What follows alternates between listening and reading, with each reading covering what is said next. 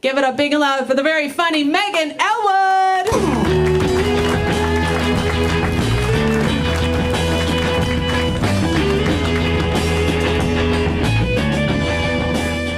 Keep it going for Emma.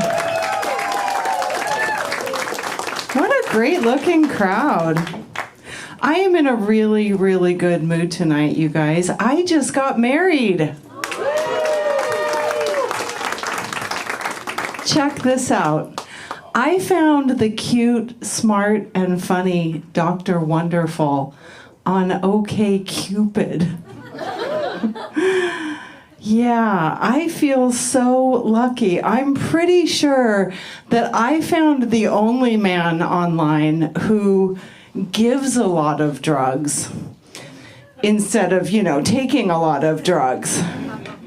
Now it sounds like I'm bragging. Obviously, nothing is ever perfect, and this is no exception. I did get him used. Although I think he prefers it when I say pre-owned. Like, I think he thinks it sounds classier somehow, like we're talking about a Lexus. Ladies, if we have single ladies here, do we have single ladies here? Okay. Listen, the pre-owned ones, that's the way you want to go, because they are impeccably trained. The other day I said to him, Dr. Wonderful, you don't have to always agree with every single thing I say. And his response, I know, you're totally right. His first wife was Japanese, so I have some really small shoes to fill.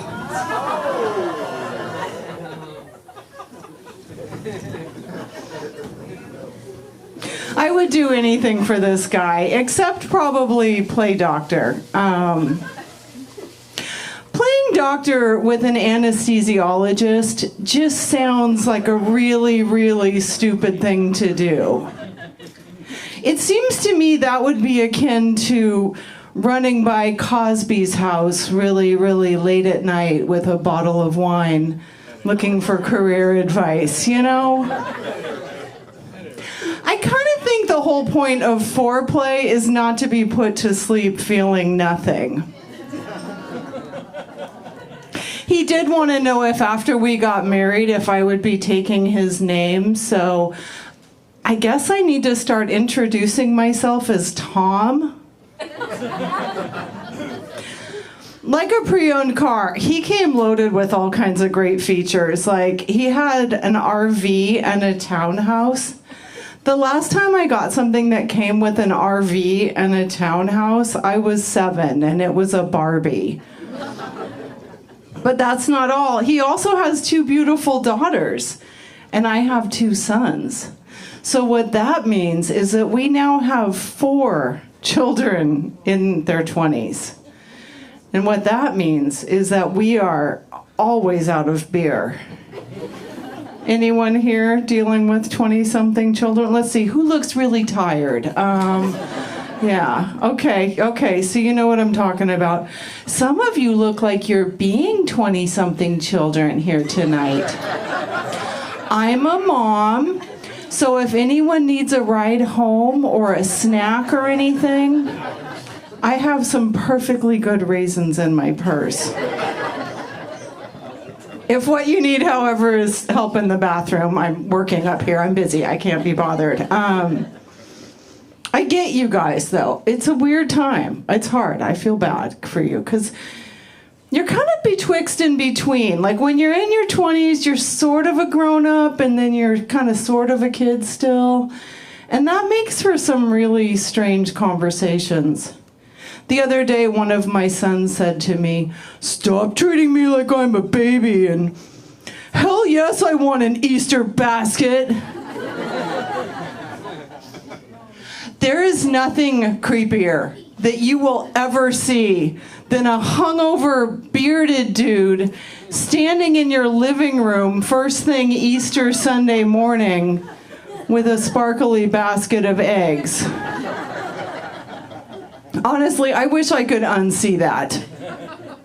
I guess when you get to the point that like condoms and edibles and concert tickets feel like the right thing to be putting in the basket, probably time to just go ahead and lose the basket, you know? Yeah, I'm so over this phase. Like, I don't want old kids. Like, I want fresh new kids, you know? I want little babies around. Aren't babies and little kids fun? They're really hard to get, though. I mean, you can't just crash baby parties. People always ask me and my husband if we have grandchildren, and we tell them, in all honesty, we are trying. We'll do anything. Anytime we have friends with kids, we always offer to babysit. But that gets awkward because invariably the subject of money comes up, and we're not really willing to pay more than like $20 an hour. We travel a lot, and whenever we get to the kiosk at the airport, I always check that box that says add lap infant. And so far, nobody has come by with a baby for me. It's hard, though. I remember being in my 20s and feeling somewhat daunted by all that I was going to have to do to make a baby. And now I have to find somebody else to do all of that stuff for me. I mean, I would feel awkward asking you for your Hulu password. The next time one of my son's girlfriends says, "Can I get you anything?" I think she may come to regret those words, but don't worry. Between you and me, I tampered with those Easter basket condoms, so yeah. I'm not going to feel bad asking this of my children. It's one little thing. Well, actually two little things, because I think that children should have siblings, but everyone knows moms love things that you make yourself, right?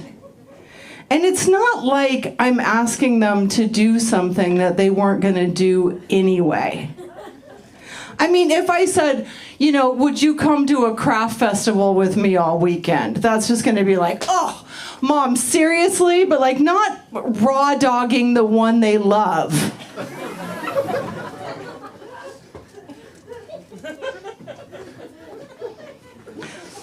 I know that my boys are capable of commitment because they just got matching tattoos.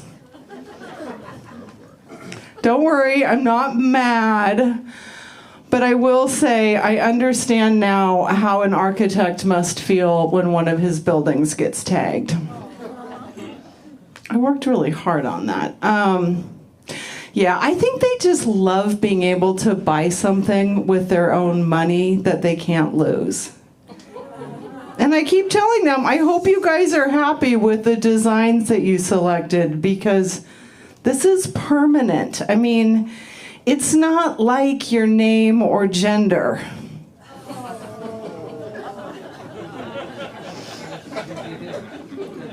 That's a slow burner.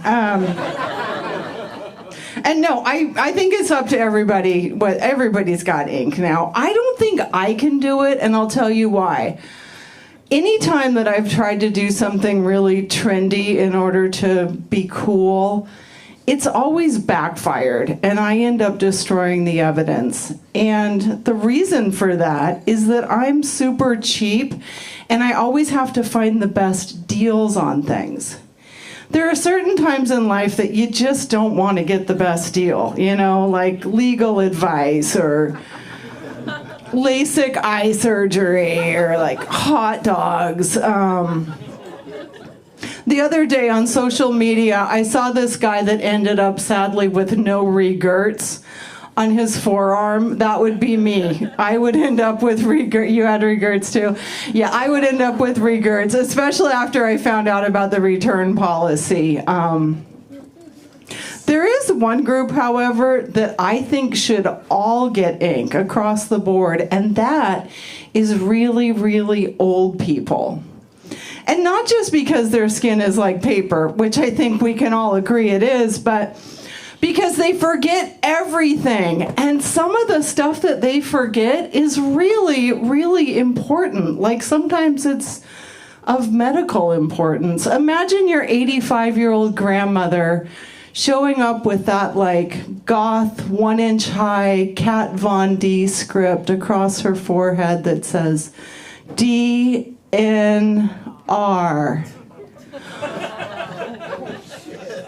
Or you could do like that really pretty calligraphy that says, if I've fallen, I can't get up. You could have checklist for stroke. You could do your Apple ID. I lost an entire week because my mom couldn't find her Apple ID. I know, let's say you didn't do the best job preparing for your retirement. You could sell ad space. When you have fallen on the sidewalk and broken your hip, that switch to Geico and save message could be getting literally hundreds of views. Don't knock it. I think a lot of us are going to have to get really creative if we ever want to retire with any dignity at all. The other day, I read a truly inspirational story about a 68-year-old dominatrix who's been charging men $150 an hour to clean her house. I love that so much. That inspired me. Don't worry, I'm not going to copy her, though, because nobody really likes a copycat, and I can't really do stilettos. They hurt my lower back. But the closest thing that I've come up with would be like getting 100 people to pay $20 to just listen to me rant about whatever on a stage. So you're welcome. I don't even know like where I'm at, like how close I am to being quote unquote old. And we don't need to break into small discussion groups in order to get to the bottom of this. I do know this, like standing here before you tonight, I am clearly the oldest that I've ever been, but I'm also the youngest I'm ever gonna be, right? So there's like that. And somebody said, there's a really easy way to figure out if you're old. And all you have to do is go out into a really crowded public place and fall down. And then you'll know, because like if people come running, it's over, you're toast. And if they point and laugh, like you're still good. Please don't do that though. You could break a hip, and I think we all know that is often the beginning of the end. There have to be questions that you can safely ask in order to determine this. Like, did you initially read the book 1984 as a futuristic cautionary tale? Do you still think that $20 is a lot of money? Do you follow your friends on Facebook? Or the obituaries?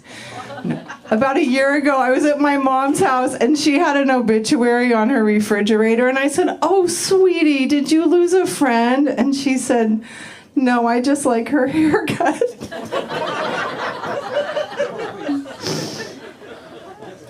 Let's see. Do you use the U.S. Postal Service to send and receive checks? When it's your birthday, have you noticed at candle time they've stopped singing "and many more"? Are you unable to date people that are older than you are because there simply aren't any? No, it's funny getting older because you notice you get this perspective about like then versus now. I think because of my age, like I'm horrible on social media. There is no way I could ever ask somebody to follow me, because when I was growing up, if you were followed, that was the last thing that anyone ever heard about you alive. Like, right? You guys remember, I can tell. We're of the same era. Like the next thing anybody would hear was where the body was recovered. And then people will get mad at me because they'll be like, you didn't tag me in your photo. It's like, yeah, I don't treat people the way that I don't want to be treated. When we were growing up, if you got tagged, that meant you had to run until you found some other sucker to tag. I'm not going to do that to anyone. You also just get perspective. You've just seen things change. Like, when I was growing up, a browser was just a lady that loitered too long in a gift shop.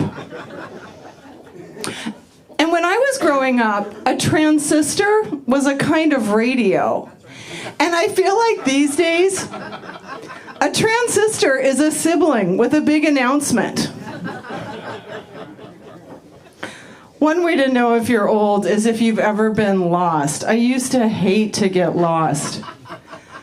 The only time it's ever fun to get lost, you guys, is in Palm Springs, California, because the directions you get are hilarious. It's like, truly, the next time you're there, get lost. And I mean that in the best way, because it's fun. It's like, okay, tell you what you're gonna do. First thing, you're gonna go down on Lucille Ball. And then you want to turn on Frank Sinatra. Hope you don't get your kneecaps broke. After that, you're going to get on Bob Hope. And you want to stay on Bob Hope until you come to your hotel. Obviously, we don't have to get lost anymore because we've got road navigation apps. And thank goodness. Traffic has gotten so bad where I live in Seattle. I feel lately like human trafficking would be easier to get out of. They really, really work, but man, they take you on some crazy routes. Earlier today, Waze had me jump into a funeral procession to save 5 minutes. I'm not proud, but I did it. I kind of have an addictive personality, though. Like, the more I'm using something, the more I want of it. These days, I don't want just road navigation. I want whole life navigation. Wouldn't that be spectacular? Picture this, Saturday afternoon, I'd be in the grocery store, waist deep in the LaCroix display because I only like the passion fruit flavor. I'd have no sense that danger was looming nearby when that reassuring voice would come on. Watch out. Ex-mother-in-law on aisle 3. Proceed to produce with caution. Or maybe I'd be going in to meet some friends at a little Mexican joint when suddenly I'd hear that voice again. In 30 feet, there's a gropey drunk guy at the taco bar, and the guacamole looks awful. Avoid area entirely. Just once in my life and in my comedy, I'd like to get a little bit less of "you're going the wrong way," and just once I'd like to hear "you've arrived."